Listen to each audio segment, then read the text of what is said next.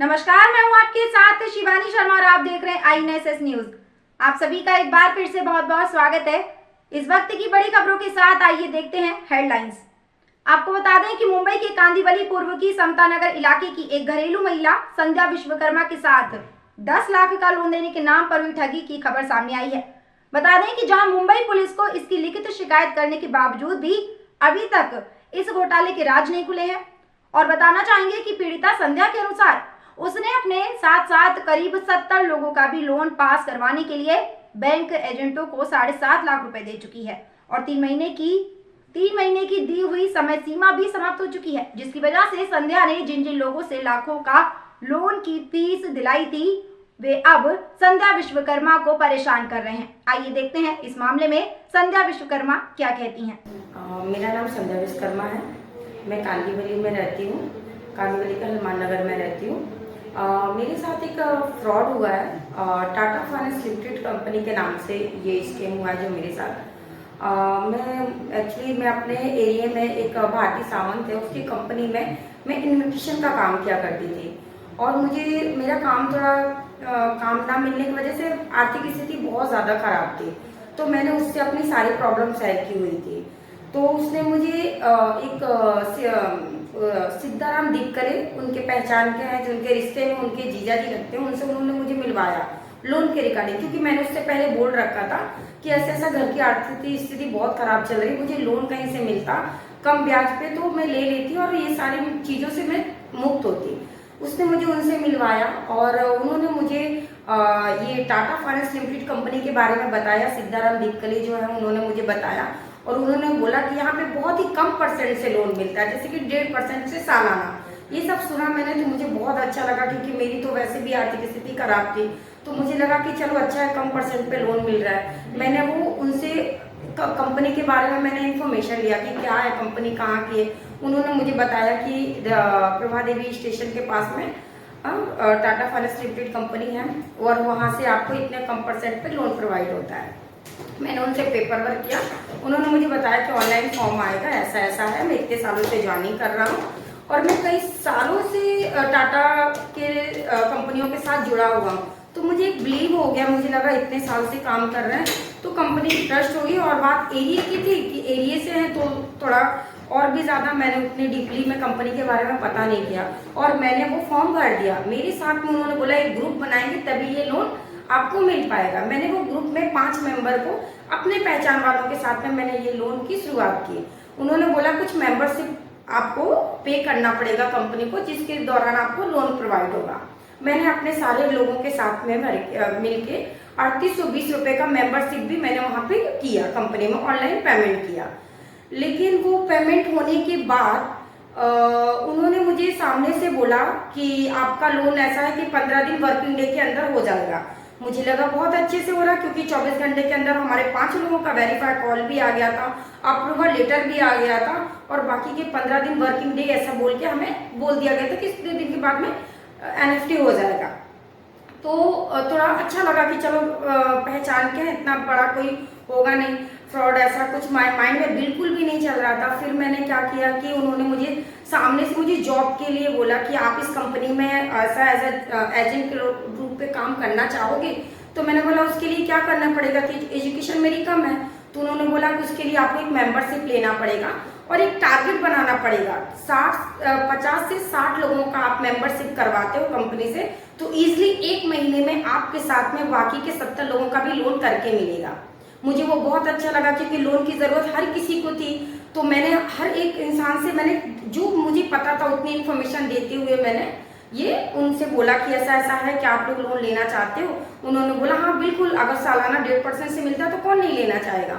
मैंने सारी इन्फॉर्मेशन जो मेरे पास थी मैंने उन कस्टमर को बताया और मैंने सिद्धाराम दिक्करे से बात किया कि हाँ मैं करना चाहती हूँ, मेरे साथ में इतने लोग भी लोन लेना चाहते हैं। उन्होंने क्या किया कि फिर उन्होंने मुझे बोला कि आपको आई कार्ड के लिए कुछ अमाउंट वहाँ पे भरना पड़ेगा, तो आपको ऑनलाइन आई कार्ड आ जाएगा, उसके बाद आप फील्ड वर्क में काम कर सकते हो। मेरे पास जॉब थी नहीं, 2-2.5 साल से मेरे पास कोई जॉब नहीं थी। छोटी मोटी कंपनी में मैं जॉब करी थी, तो मुझे लगा मेरे लिए एक सुनहरा मौका आ गया है, इतनी बड़ी कंपनी से मुझे ऑफर मिला है। मैंने उस रिगार्डिंग पे ज़्यादा ना सोचते हुए, ना ज़्यादा जानकारी लेते हुए मैंने तुरंत ज्वाइनिंग के लिए हाँ बोल दिया। और अपने साथ में इतने लोगों की मैंने मेंबरशिप के नाम से मैंने करीबन 6,73,880 रुपये मैंने कंपनी को मेंबरशिप के नाम से मैंने पे किए। और मैंने अपना टारगेट 25 डेज का टारगेट मैंने कंप्लीट किया। 25 डेज के टारगेट होने के बाद मुझे ऑफिस में ज्वाइनिंग के लिए बोला गया था, क्योंकि उसके बाद उन्होंने मुझे क्या बोला था, जो कंपनी की जो हेड है वहाँ की, जो बोलती हैं कि मैं यहाँ के स्टाफ मैनेजर हूँ, उन्होंने मुझे बताया था कि 25 डेज आपको फील्ड वर्क काम करना पड़ेगा, ऑफिस में नॉट अलाउड है, क्योंकि टाटा कंपनी में काम करना इतना ईजिली नहीं है। तो मैंने भी कभी इतनी बड़ी कंपनी में काम किया नहीं, मुझे लगा ठीक है टारगेट ही तो मिला, टारगेट मैं कंप्लीट करके दूंगी, उसके बाद मुझे नेक्स्ट मंथ से ज्वाइनिंग मिल जाएगी वहाँ पे। मैंने उनका टारगेट कंप्लीट किया। उसके बाद 25 डेज के अंदर मैंने 72 क्लाइंट कंपनी को दिए। और उसके बाद मैंने वहाँ पे विजिटिंग के लिए बोला कि मुझे अब ऐसा ऐसा है, मुझे अब ज्वाइनिंग दो। कस्टमर पूछ रहा कब से तुम ज्वाइनिंग करोगे, वहाँ पे अपना ऑफिस देखा नहीं देखा। हम वहाँ गए, वहाँ ऐसी कोई भी कंपनी मुझे नहीं मिली।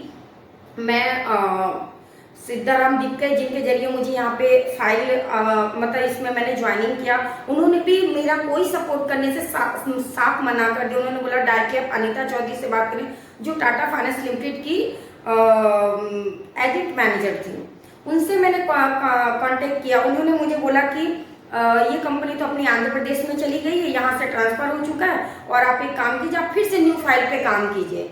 और उन्होंने नए नए मुझे चार्जेस बताना चालू किया, जैसे कि एनएफटी के रूप में फिर से 2,500 रुपये दो, इंश्योरेंस के रूप में फिर से उनका इतना अमाउंट दो। तो मेरे दिमाग में समझ में आ गया कि ये कोई कंपनी नहीं है, ये लग रहा मेरे साथ फ्रॉड किया जा रहा है।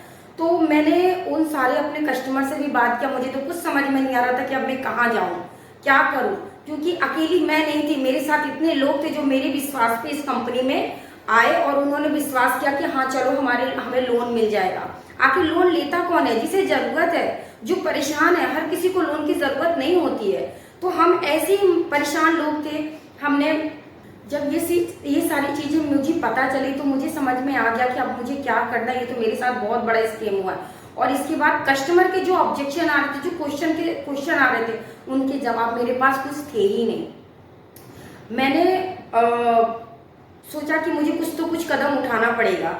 मैंने इतनी सारी कोई मेरी हेल्प ना करने के बाद, ना मेरी कंपनी ने सुना, मैं कितने बार गई, कितने कॉल किया, किसी ने मेरा कोई जवाब नहीं दिया। जब तक मैं वहाँ पे फाइल दे रही थी, जब तक मैं लॉगिंग करवा रही, तब तक मुझे वहाँ से कम 5 से 6 कंपनी के नंबर थे जो मुझे आंध्र प्रदेश से आते थे, जो मुझे कंपनी से आते थे। वो इतने अच्छे से मुझे मतलब कॉपरेट किया करते थे कि मुझे कभी ऐसा लगा ही नहीं कि वो मेरे साथ ये फ्रॉड हो रहा है। मुझे किसी की बात उस समय समझ में नहीं आ रही थी। मुझे सब यही लगता था कंपनी बहुत अच्छी, कंपनी मेरा बहुत सपोर्ट करती है। लेकिन जैसे ही मैंने वो टारगेट कंप्लीट कर लिया, उसके बाद लोगों ने मेरा जो पायल कुमावत करके हैं, आंध्र प्रदेश में रहते, उन्होंने मेरा नंबर ब्लॉक कर दिया। जो अनीता चौधरी जी हैं, उनका नंबर इनकमिंग सेवा समाप्त बताती है। जो ऑफिस के नंबर है, हेल्पलाइन नंबर, वो लोग मेरा कॉल नहीं उठाते। मुझे कुछ समझ में नहीं आ रहा था मैं कहाँ जाऊँ। मैंने इस दौरान मैंने सोचा कि मैं पुलिस की हेल्प लेती हूँ, और मैंने सोच समझ के मैंने कंप्लेन किया। मैंने cyber office Chhatrapati Shivaji terminus CBT में कंप्लेन डाला, और मैंने DSP यहाँ पे अपने दहीसर ब्रांच में किया। पुलिस कमिश्नर अपने समता नगर पुलिस चौकी में मैंने कंप्लेन किया। उसका कॉपी भी मेरे पास है, ये देखिए। मैंने वो सारी कंप्लेन मैंने करके रखी है, और ये समता नगर का है। ये सब मैंने करने के बाद मैं इतनी प्रॉब्लम में हूँ, लेकिन अभी तक मेरी कहीं से कोई सुनवाई नहीं की गई है। मैं बहुत परेशान हूँ। कस्टमर मुझे बार बार धमकी देते हैं, मारने की धमकी देते हैं, घर पे आते हैं, मेरा घर से सामान लेके जाते हैं, मेरा हाथ पकड़ के बाहर लेके जाते हैं। मैं कितने कस्टमर, मेरे पास रिकॉर्डिंग भी है, कितने मुझे क्या गंदी गंदी लैंग्वेज से बात करते हैं। मेरा क्या कसूर है? मैंने सिर्फ कंपनी में काम ही तो दिया था, मैंने वहाँ पे काम किया, मैंने क्या किया वहाँ पे। लेकिन आज मैंने कुछ भी नहीं, ना वहाँ से मेरी कोई सैलरी के रूप में आया, ना किसी का लोन पास किया गया। एक भी मेंबर का यहाँ 4 से 5 महीने हो गए मुझे धक्के खाते खाते, कस्टमर की मुझे गाली गलौज सुनते सुनते। मेरी कहीं से कोई सुनवाई नहीं की जा रही है। मैं सिर्फ हाथ जोड़ के ये निवेदन करती हूँ कि मेरे केस पे आप लोग कुछ तो काम करो, वरना मुझे कोई ऑप्शन मेरे पास अब रह नहीं गया है। मैं हाथ जोड़ से निवेदन करती हूँ कि मेरी हेल्प कीजिए, मेरे इस केस पे कार्रवाई कीजिए ताकि ये लोग मेरे जैसे और लोगों के साथ ये स्कैम ना कर पाए।